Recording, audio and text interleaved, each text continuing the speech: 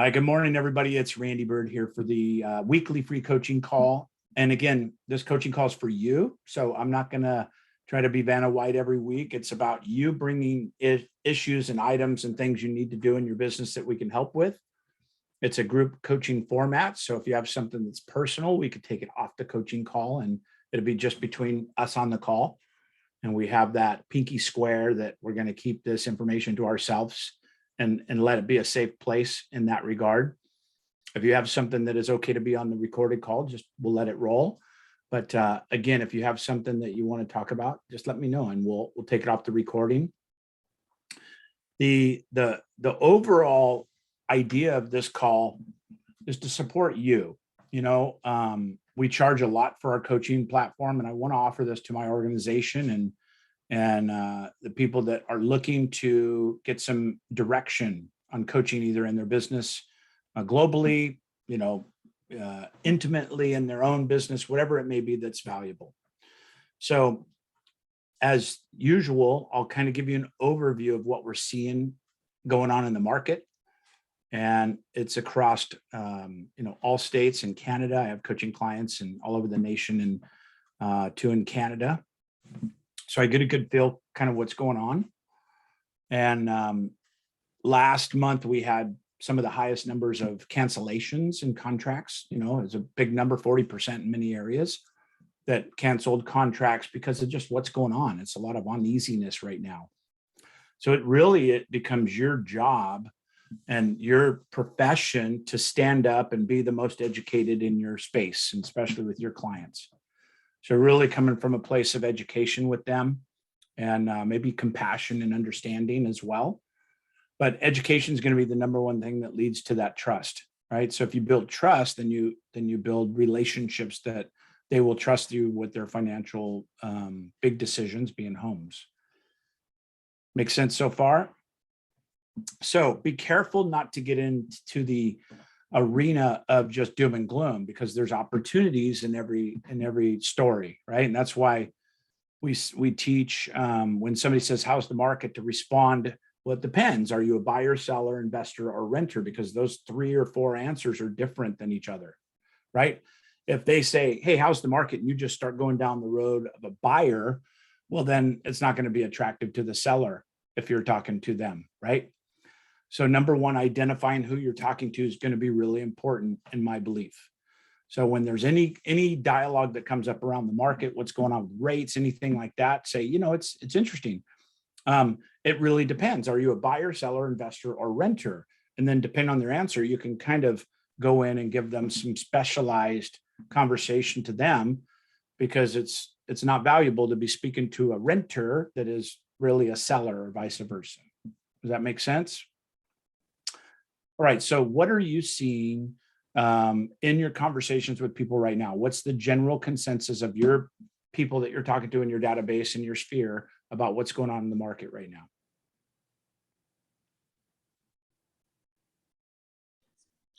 At open houses this weekend, people were concerned about the rates. Yep. Rates are number one conversation right now. Are rates going up or going down? I haven't looked yet this morning. Let's take a look here.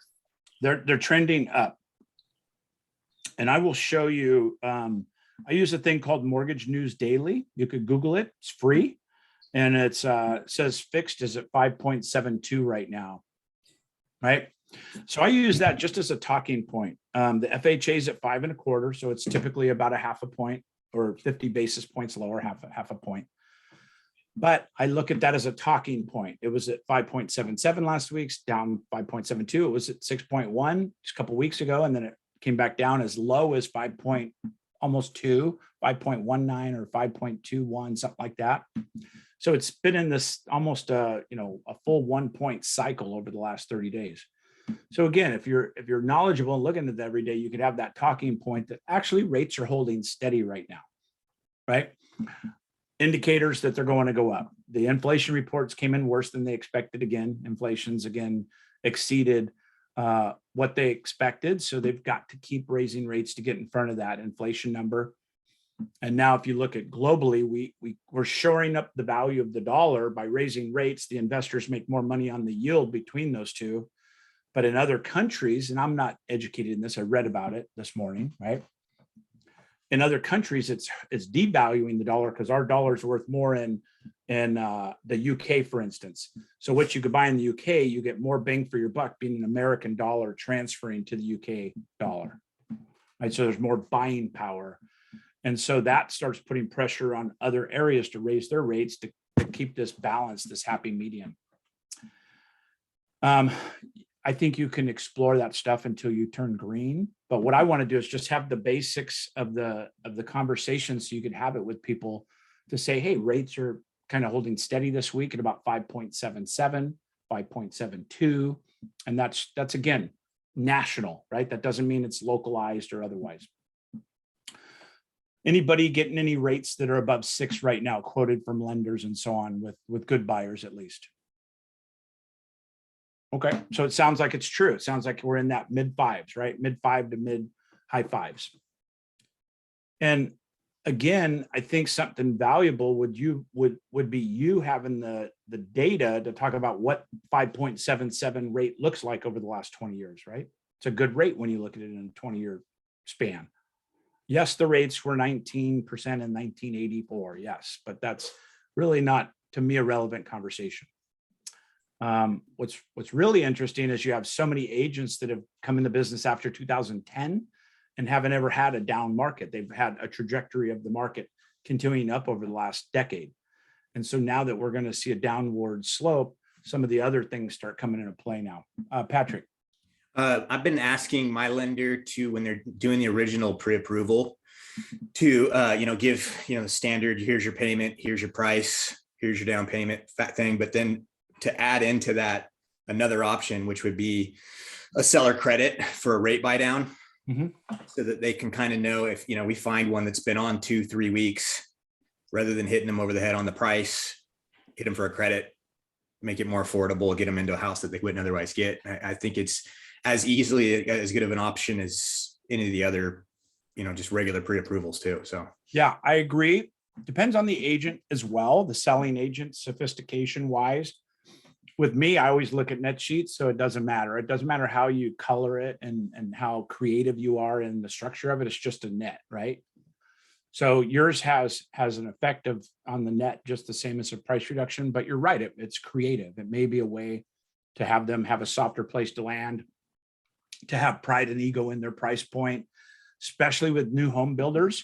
New home builders are struggling because the homes are going to be sitting there, they're longer build times. And if they sell a home, say it's like 489 is the development starting point. If they accept an offer for 475, that becomes kind of gospel. That becomes the new baseline price. So with new homes specifically, there's lots of tactics. I was a home builder, not a big home builder. I was a remodeler more than anything, but I was really in that space, president of the Builders Exchange, all these things, right?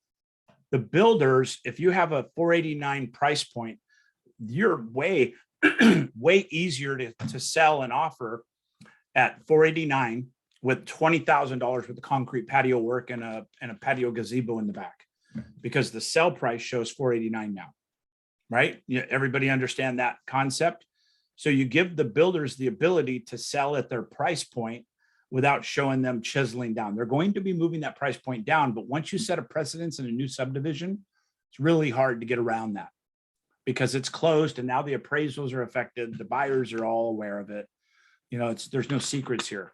So if you have a new construction client, way more easy to get an offer accepted, being very aggressive on things that they can control, by the way.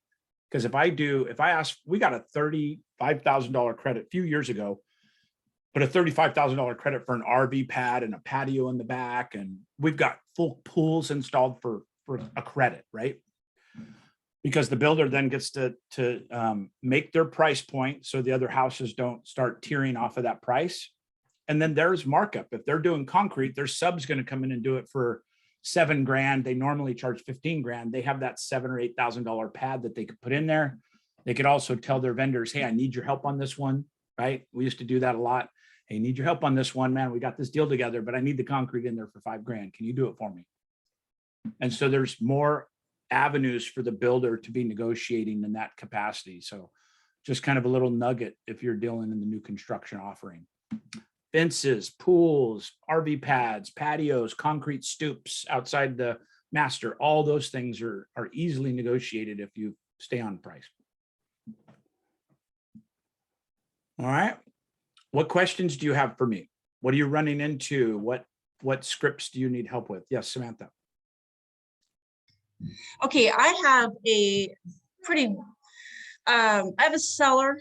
Been working with these people since February of this year. And very long story short, it's taken until about 2 weeks ago for me to finally get them out of the house. They relocated to Alaska. But in the meantime, putting their house on the market at the price that they're asking, I felt that it was important that things were cleaned up and things were moved out. The place was a mess. They had 20 years of accumulation all over the place. So I mentioned to them, knowing that they were trying to get out of there and move to Alaska. They're in their 80s.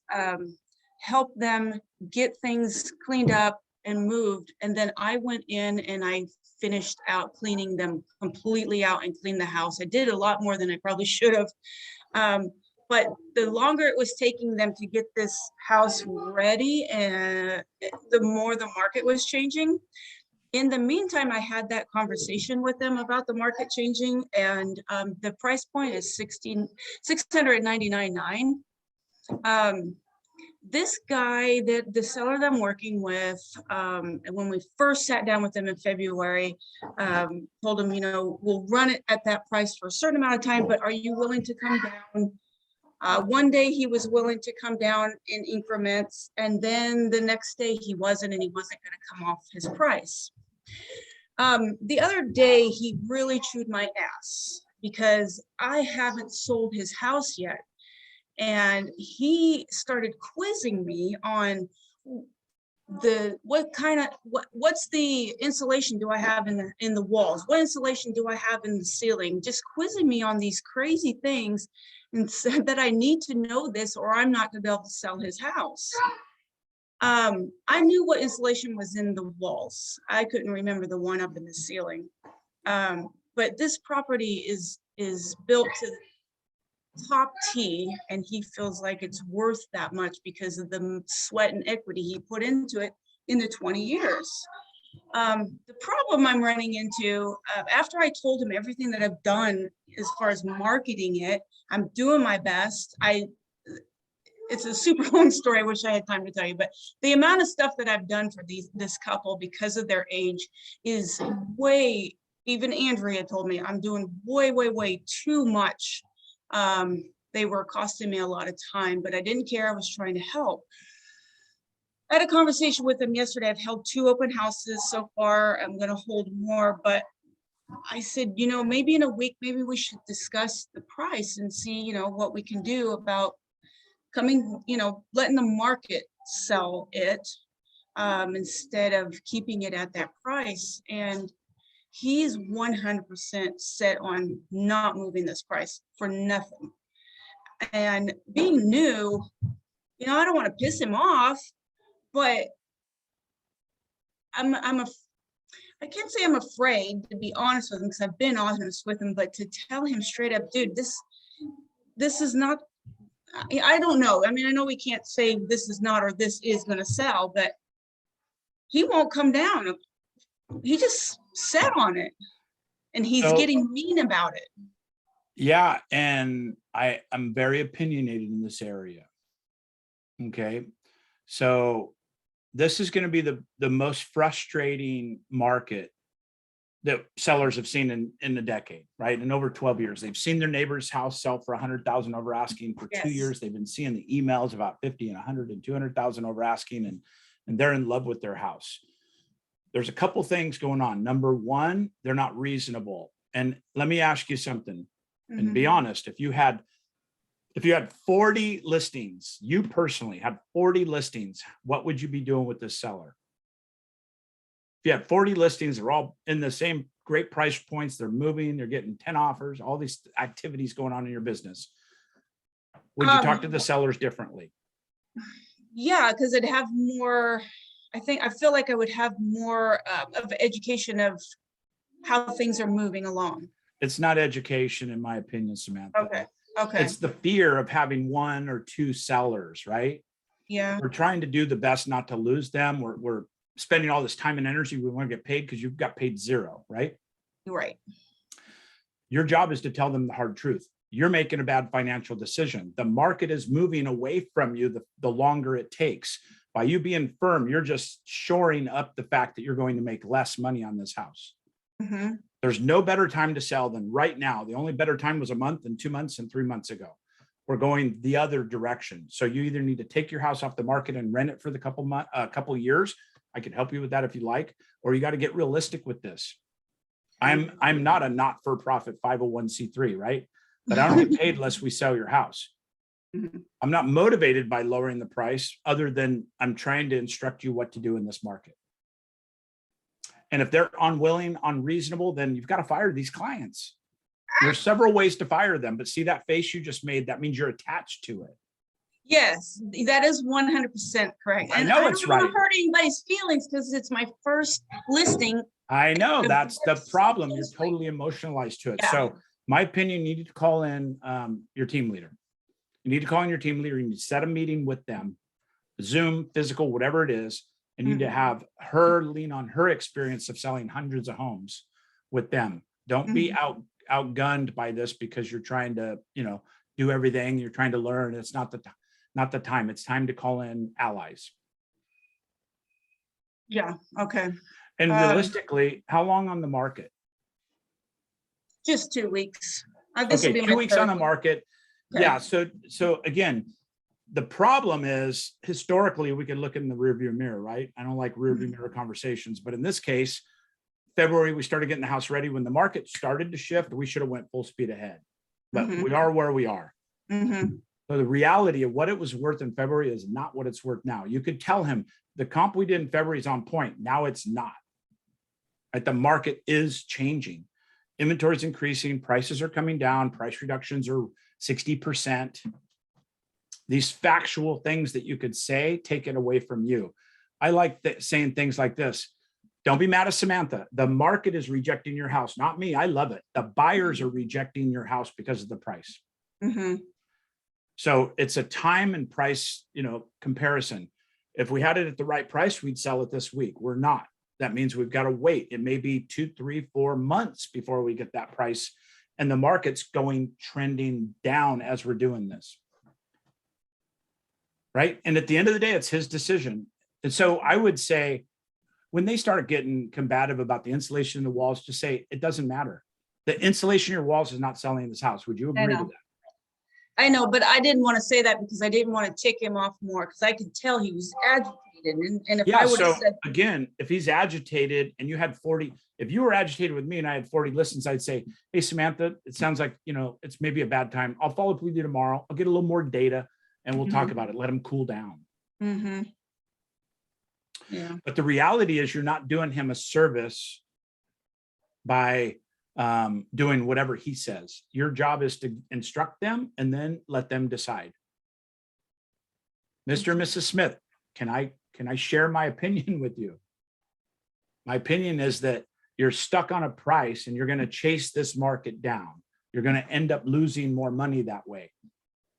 My recommendation is being aggressive to make sure, and we're going to watch activity. We're going to watch all this stuff. But if it's only been listed 2 weeks, that's really not enough time on your side either. Okay. Has it had any showings? It's had one. One showing, no offers. No. And how was the open house traffic? It was decent. I had about 5 people come through. I feel that's decent. Yeah, I think that's decent, especially in that you're double the average sales price, right? So that's considered higher end and that's a slower market. Right. So I would recommend, exactly how many homes sold between 650 and 750 in his price point. Okay. Go over that data and say, look, there's only been one house sold in the last 4 months in that price point or whatever the number is. Just a second, Patrick. All right. Okay. So know the data that's going on with that. Find out what is selling in his price range or neighborhood. and just continue to feed them that data that won't lie. Mhm. And then I would bring in your team leader, honestly. Okay. Because if they're already at this frustrated position, it's not going to get better. How long's your listing know. agreement? It ends in September. Okay. So you did a 3-month listing agreement? Well, it started in February, but it's taken this long to get them in a position to where the house could. Okay, It's a long so- story. Sorry. I don't need the story. I just want to Yeah. help you. The recommendation is you have 6 months from the time that it hits the market. So if it takes 4 months to put it on the market, you don't have a 2-month listing agreement. That's all the work's been done. Mhm. So it's easily done to craft your listing agreement that says it's a 180-day term from the time we go live on the market. So it's almost like a pre-list. It's a listing agreement, but okay. So you could date drive it like that. So you have 6 months, and in this market, you have to do 6-month listing agreements, period. We could have done 30-day listing agreements 6 months ago. Mhm. So I know it's a lot of data, but again, we have to be in a position to instruct our sellers. And if they don't listen to us, is that good business for us? Right? We get emotionally tied to it. We get attached to it, especially when it's your first listing, that kind of stuff, which I'm congratulate you for having it, right? There's still a lot of leverage you could do from getting that listing to help your business. But as far as the seller goes, we have to make sure that they're a good fit for us. I've fired many sellers over the years for just being jackasses, right? Yeah. I'm like, Mhm. hey, you sound really emotional today. Let's talk tomorrow. I don't need to talk tomorrow. You're doing it, Right. F Right. this or F that. And I'm like, hey, that's not how I do business. I'm going to give you a day to figure this out. But if not, I'm going to withdraw it. And in September, I'll release it. Right. I demand to be removed today. Doesn't work that way. I have a contract with you. Whether you want to sell it or not, the contract's with me till September. Deal with it. Oh, Right? okay. And I'm shortcutting. I'm trying to add compassion and empathy and all this, but the facts are you're running a business. Yeah, and that's what he said that day that he chewed me for not knowing the insulation. We just need to take it off the market. And I said, we just got it on the market 2 weeks ago. So I would really go with empathy around what the market's doing. Mr. and Mrs. Smith, the market is rejecting your house. The market has changed. Your house is no different. It's just as pretty. Plus, you put all this stuff into it. I feel bad for you. The market is shifting very quickly. Rates are on the way up again. Inflation, all these things affect you and your house. It's not you. It's the market is rejecting it. And I did tell him that. And then if he said the insulation's not selling this. I know. All right. I know. Yeah. So I just tried to get him to admit that. Yeah. Okay. I'm not a home inspector. I'm a real estate agent. I'm a real estate broker. But I know it's tough for you, but that's why, in my opinion, you need a little bigger guns that could say, Mr. and Mrs. Seller, as the team leader, I've sold hundreds of homes. Yeah. Right. We've had hundreds of these conversations, and she's just going to be able to have those conversations better than you. And that's your partner. You need that. Right. Mm-hmm. But at the end of the day, it doesn't feel good. By the way, you're going to go through another month of this, maybe hostile behavior and stuff. And then you're still going to get paid zero if he cancels. Yep. Right. Yep. It's his prerogative to take it off the market 100%. Okay. All right. But it's not his prerogative to cancel the contract. Okay. All right. Is the house vacant now? You said they moved out? Yes, finally. His motivation's super high. You just got to keep working through the empathy piece to have him understand the market is his challenge, not you. Yeah. Mm-hmm. Mm-hmm. Okay. And the more you could document the things that you're doing, the better. Okay. Yeah. And my mentor, because I'm still working with a mentor on this one. This one is not through my team leader. This one's through a mentor. Yeah, but still, you're on a team. You could use your team leader. True, that's true. And she said I could. But yes, my mentor mentioned that I need to be documenting everything that I've done. And but it's still not going to help you know that, right? I mean, it's no, true. I know. Yeah. It's true, but you want to be able to tell him what you're doing. Yes. Without it Yes. Yeah, without it sounding like you're doing nothing or Yes. Okay. Right. Okay. hopefully it's helpful. I know Kenny said he just went through the same thing. I guarantee everybody's going to have the situation in the next Yeah. 6 months. Gosh, Right? dang. Yeah. It's a frustrating time, but again, I'm going to say something that's way too generic. Outproduce your problems. Go get another listing. Go get another listing. Go get another listing. Yeah, sure. Yeah. And then for you get to a point where it's like, hey, it's like if a buyer came up to you right now and the buyer goes, I want this, I want that. It's that way or no way. It's my way or the highway. You're going to say, hey, it's the highway 273 is right there. I love it, but right. Yeah. Because we're not as attached to a buyer, but we're very attached to listings. Yeah. But let me help you with something. Prior to 2010, listings were a dime a dozen, right? In 07, 08, 09, listings were a dime a dozen. They had to convince me that I would list their house. You follow me? Mm-hmm. We're not there yet, but we're moving that direction of like, hey, Mr. and Mrs. Seller, I appreciate the opportunity. Let's see if we're a good fit.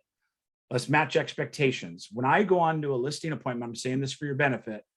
I go, Mr. and Mrs. Seller, how much are you going to put your faith into me that I'm telling you what to do, price reductions and strategies and negotiating, because it matters a lot in this changing market, right? Mm-hmm. How are you going to, let's forward pace you. How are you going to react when I talk about a price reduction in 30 days? Okay. Yeah. Okay, because then you could get through some of these areas to find out. But you have age, so he's very set in his ways. Mm-hmm. It's vacant, so now they're highly motivated. They know they have to sell it. If they tell you they're not going to sell it, they're just going to take it off the market. BS. Mm-hmm. Unless they're going to rent it, which is an option, right? But 2 weeks is too early to have a price reduction conversation. Okay. Unless you had it beforehand. Okay. No. I figured I'd leave it alone for now. So that's good to know. 2 weeks is too early. So I'm still holding on to the hope and It's a little early because their average is in our area is a little over 21 days on the market. I think it's still the average plus escrow time. Okay, that's good to know. Okay. Yeah. Well, I'm glad you brought that up. I know everybody else is thinking the same and having some similar conversations. Okay, thank you. You're welcome. Patrick, did you have something else or? Yeah, and I don't know with an 80-year-old if it'll work, but if it's somebody that maybe monitors their email a little closer, I don't know, maybe he does. But I set up all my sellers as if they are a buyer in their own price range in the MLS, and then let the market sales and pendings passively remind them of what's moving and what's not. Yeah. And then if nothing sold in a week, if 2 weeks in that price range in your neck of the wood, wherever they're at, nothing went pending, then you go, look, there was no buyer. Correct. There was no buyer for your home. You're upset. There's nobody to convert. There was nobody like serious. But if somebody did go pending and you go, yeah, that one had a pool, yours doesn't, that one's single story, yours is a tri-level. That's why we didn't go. But if 4 or 5 houses in the same price range sold, but they were all, but they were all 50K less in that bracket, right? You go, well, that's where the action was at. And you got left out because you were asking too much. Yeah. You're the bridesmaid and not the bride. But let those sales kind of be the guide. And then you're not telling them your opinion. You're just saying this factually is what happened. And let them make that choice based on that. That's great advice, Samantha. You know how to set up, set them up on a market snapshot. You could do it every 7 days. You could send them stuff in the MLS every day. So in KV Core that we have. They're not an email person. Okay, then you might have to just call him and deliver that information. Yeah. They don't have email. They don't use that at all, really. No, no. But I will tell you this is one last thing. This is how weird it's getting. The whole place is hooked up to a Honda generator that will take care of anything and any power outage. Okay, he looked somehow, somewhere he went and looked at the listing because I told him he's on all the realtor.com, Zillow, blah, blah, blah. Yeah. He was he was so upset that I didn't put the generator in the pictures because he's still set on his ways that he wants me to make sure that I get the generator pictures of the panel on there. Because again, this is not about a generator. I know, this is but about that's a what he's seller. throwing at me. Yeah, but I'm telling you how to handle it. Yeah. Hey, Samantha, do you think the generator is what's going to sell this house? Right. No. Okay, so you're telling me how to do my marketing.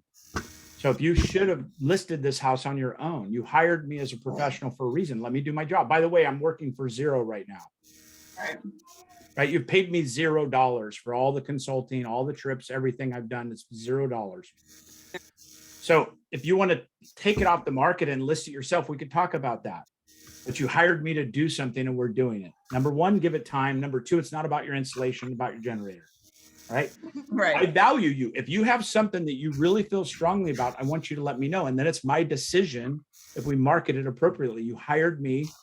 I'm getting paid $0, but someday I'll get paid, hopefully, to do a job for you. Okay. If you're getting upset about a generator installation, then maybe you should have done this yourself. Right. So again, I'm just trying to allow you to set some healthy boundaries with him of what's allowed and what's not tolerated. I don't take that. Yeah. Right. And I have a different level of ability, both in construction and different things. So it's a little better argument that I can have with him. But the reality is, it sounds more like this. I'm being kind of bold with it, but it sounds more like this.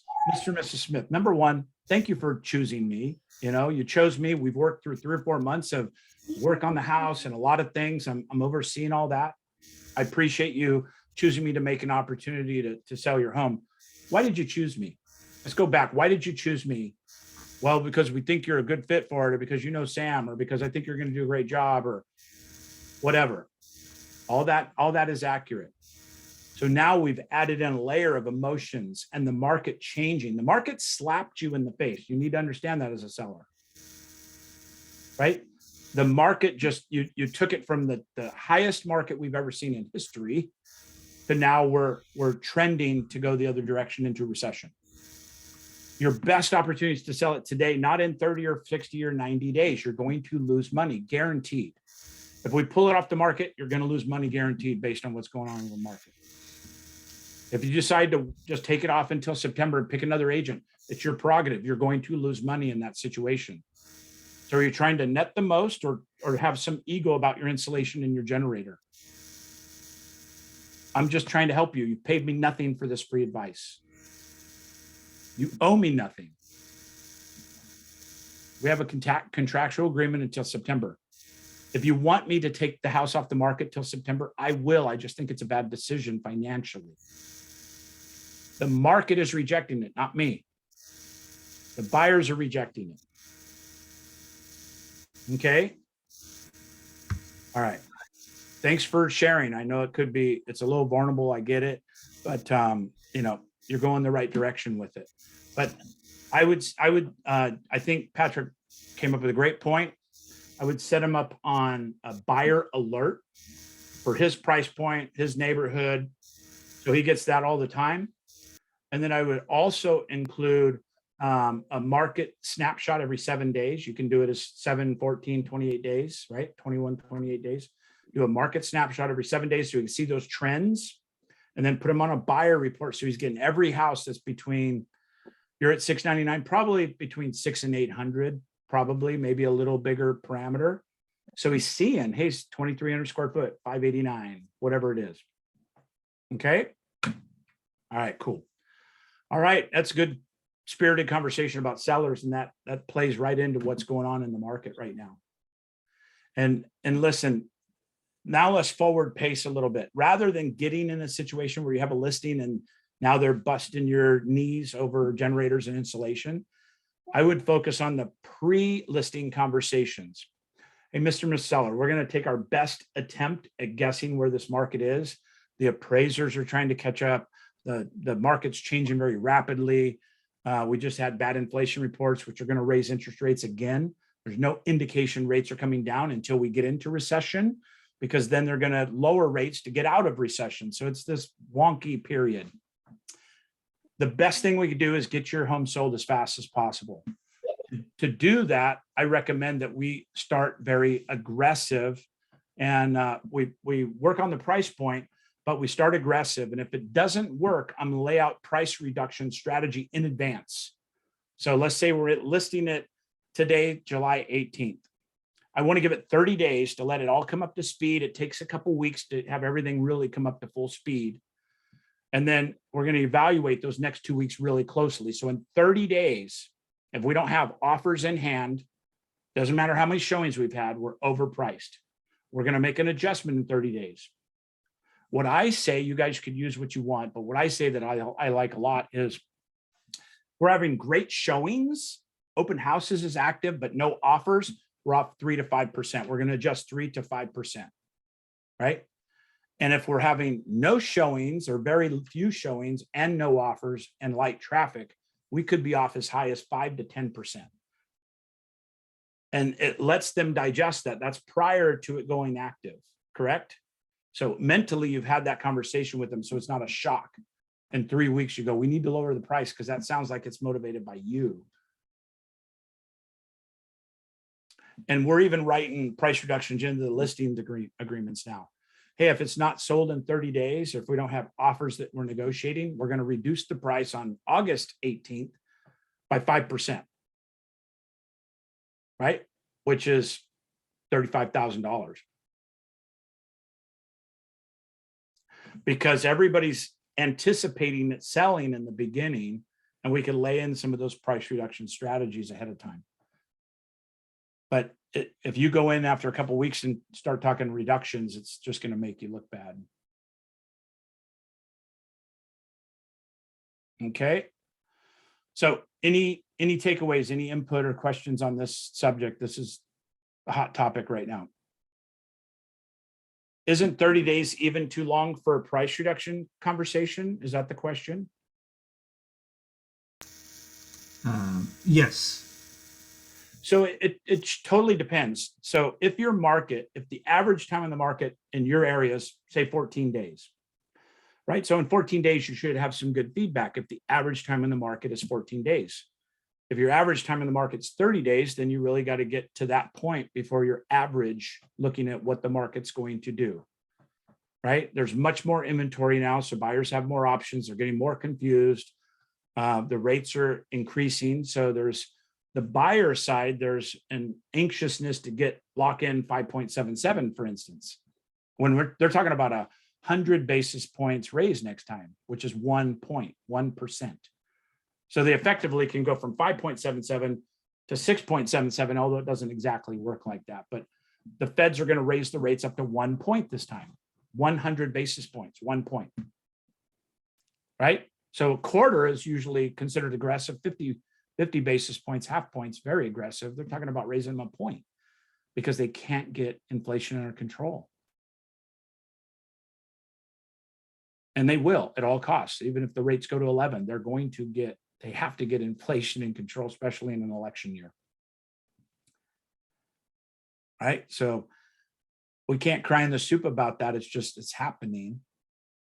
But it is going to be a skill-based market in the future. I just really want you to hear that. It's going to be a skill-based market. You can't go on sweetness and relationships. You have to have the skills, which is the data. And it's all readily available. All you have to do is look in your MLS of what's going on. And subscribe to a couple newsletters like Inman or some of the other syndications that talk about the market globally, so you could take that information to them. Okay, any other questions? Anything before we kind of wrap up? I'll check chat. Yep. Really quick. So would it be crazy to ask for a penalty per day if I represent the seller and the buyer is getting an amazing deal and they're aware of it? I have this. I'm not tracking with you on the question. Sorry. So I represent the seller. Okay. And we have a buyer who's been very aggressive. They're getting the property at an amazing price. Aggressive as in their offer? Yes. And you represent both sides? No, I represent just the seller. Okay, so you represent the seller. You accept an offer by a buyer. Mm-hmm. They got a smoking deal. Mm-hmm. But they're still pushing things. They're still pushing things to, like the agent is just, we're supposed to close on the 22nd.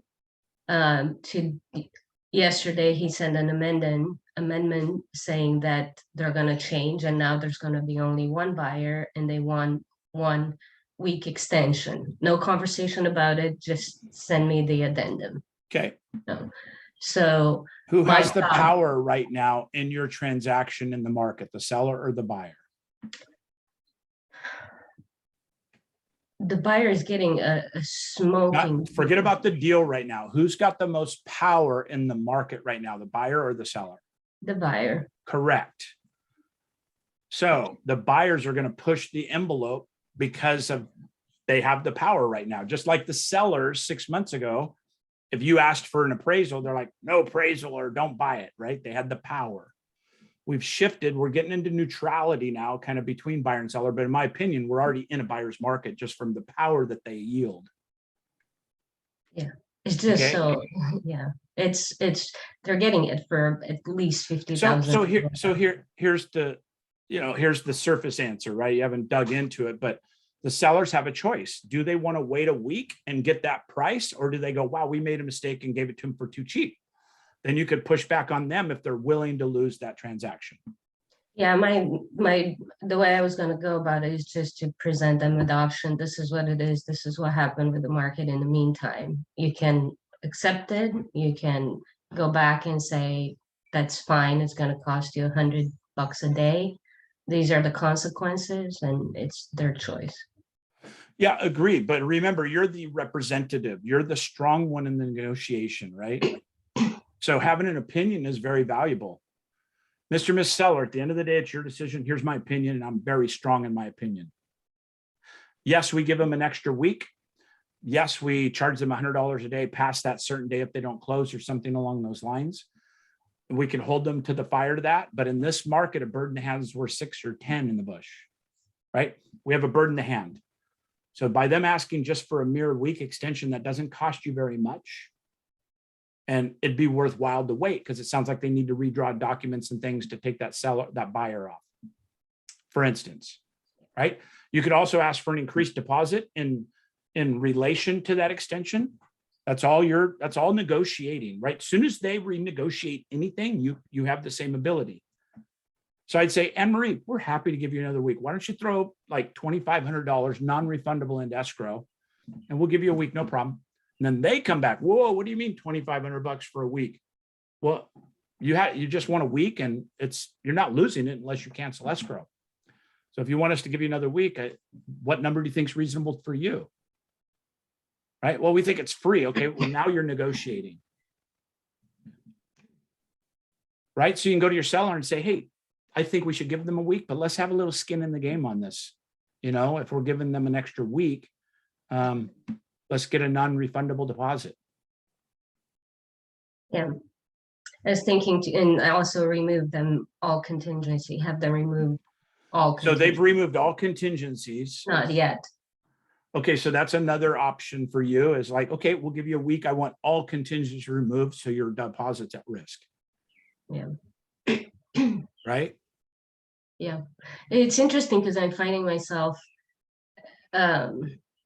almost like to attack, like I'm almost the seller, these are friends in the military, and it hurts to see somebody just have them be in this situation because they're not in control on when they can sell or not. The military says you go. True. I understand that. I was military, but again, it's just the factual envelope. It is what it is, right? Yeah. Yeah. And if they had to sell by the 23rd because of some loss or some penalty, then that part of the negotiation. Yeah. I think this is good for everybody because you're feeling a sense of how to handle these situations, and especially from somebody that's been through. I got in real estate in 2003, so I had 3 amazing years of like we've had the last 2 years. I mean, you couldn't do no wrong. If you had a for sale sign, you dropped out of the back of your truck, you could sell a house. Right. And then 2008 happened, whether you want to say it's 2007, 2008, 2009, whenever it was, that it crashed. I had, 40 listings that I couldn't sell. I couldn't give them away. So all of a sudden buyers became super valuable, where 4 months ago, buyer was no value, right? There was nobody buying buyer leads 4 months ago, correct? They all wanted listings because they sell like that. Now we're transitioning into a neutral market into the buyer's market at 4 months of inventory. Some of you may already have 4 months of inventory or 4 months time on the market before selling. That's a buyer's market. Okay, good questions though. Anything else along this or any other question?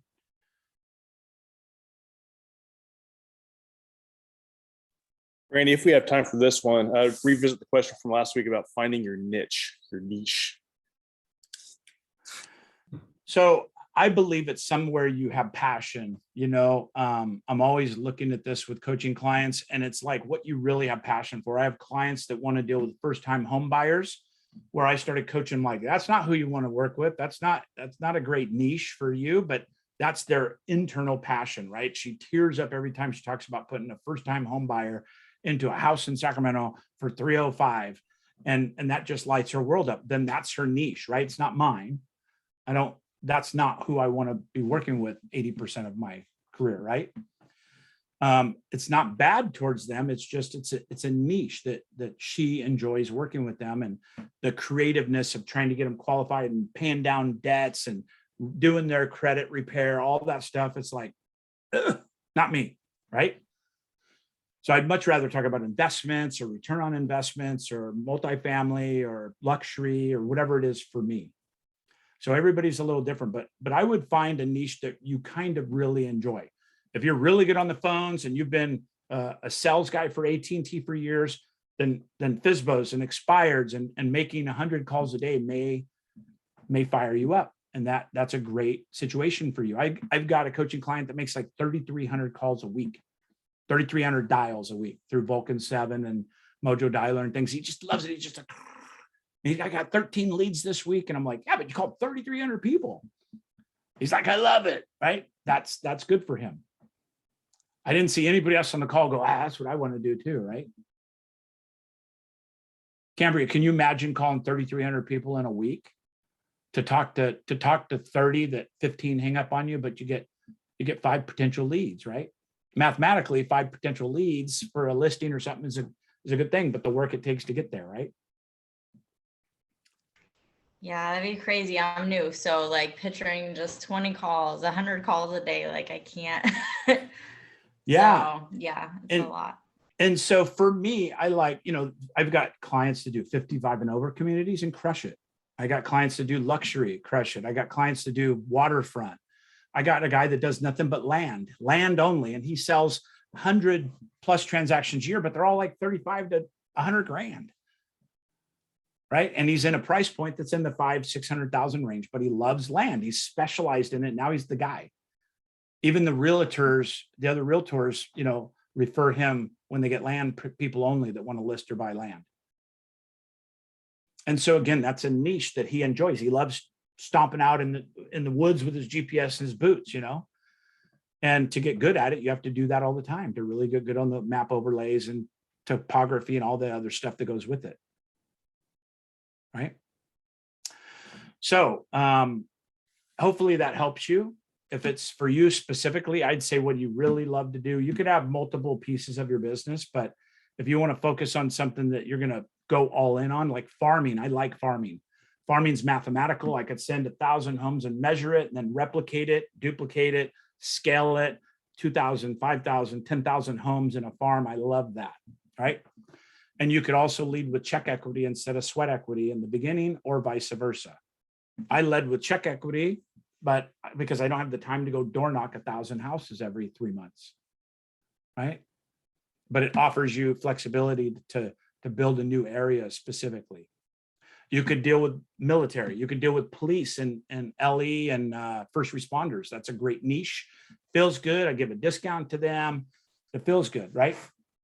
But any one of these things could have you make a multiple 6-figure, career. But again, if you're past LE or law enforcement, a fireman, that could be something that you're passionate about and you can get into that particular space. Military, for instance, another great niche, right? So another simple niche is staging. I've got a Colorado agent that does 700,000 a year in GCI. And her niche is staging. It's like everything gets staged, and it's a major deal. They got trucks and warehouses, and that's their claim to fame. And it demands a 6% commission because of the value that they bring to that. Right. And she loves design. She loves putting pictures on the wall. Not me. I don't want to move furniture. Are you kidding me? I'll do it for 4% if I don't have to move furniture, whatever. Okay. All right, cool. Well, listen, good call today. Does anybody have a question they want me to go off recording for? Like private question, anything like that, like we talked about? Randy, do you have a minute for, I've just started like real estate and EXP 4 or 5 months ago. Okay. You know, I've had basically open houses so far, you know, hosting open houses, but especially the last 4 or 5 weeks, there haven't been too many people coming in. Yeah. So, any recommendations where, I mean, I'm very good with people. I like relationship building and stuff. And I like to make it, at this stage of my life, I really want to make a difference. Okay. But at the same time, I want to build investments for ourselves too, through real estate. Where do you recommend I should focus my time with this down market and all that?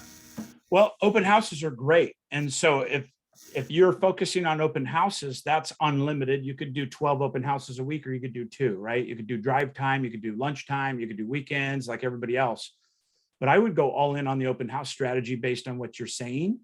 There's some other things you might do in business, but make sure you're doing the open houses correctly. I'm not trying to be disrespectful, but watch Brent Gove talk about his open house strategy. He sold more open houses than anybody I've ever met in my career. And he's right in our organization. And he's got lots of YouTube about open houses. I'm not talking about you specifically, but how many open house signs are you putting out? Be completely honest. Oh, right now, 4 or 5, but you're missing a 0. Brent Gove says put 40 open house signs out, 25 minimum to 40. So that's like what? That's going to take me hours to put those out. Yes. But you're going to increase traffic 2, 3, 4, 5 times, right? And also your brand is getting out there. What time's your open house? 1 to 4? What time you putting your open house sign out? Like 12:48, 12:55, be honest. Yeah. Put it out at 9 in the morning and put a thing that says open house 1 to 4, but it's out there for 4 or 5 hours prior, and take it down at dark, right? Go out at 8:30 or whatever and take them back down while it's sunny like this. Now you got 11 hours of 25 plus signs out there that people are seeing, which is name recognition, which is valuable, and you'll get more traffic to the open houses. Question with that. The biggest common problem I'm seeing is lack of signage in open houses. 4 is not enough. You're only catching the corners around the house, which we're all guilty of it. But you got to think differently. Miles down the main streets pointing your direction, so they're thinking about it and having the ability to process it long before they turn onto the streets. So really quick, the time, do you have it on each sign or just like a sign at the house that it's I put it at the actually- house because I want them driving to where the house is, right? I want them seeing the open house signs everywhere.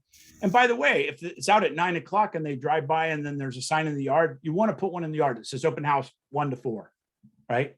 You definitely want to do that if you go with the strategy of putting them out at 9 in the morning. And by the way, you could leverage this. We pay our guy $100 to put out 25 signs and take them back, and he stores them, but he does all of our stuff. Right? So it's $100 cost, or you could go out for 3 hours and make $34 an hour. It's up to you. Sweat equity, check equity. But try that. Try putting out 25 to 40 signs and watch the difference in your open houses. Right? And get down on the main streets and just run the arrows down so they're turning and doing all their things correctly. And then have one in front of the house that says open house 1 to 4. Call for any questions, that kind of thing could be valuable. Okay. All right. I got to end, but I'm going to go off recording. Thank you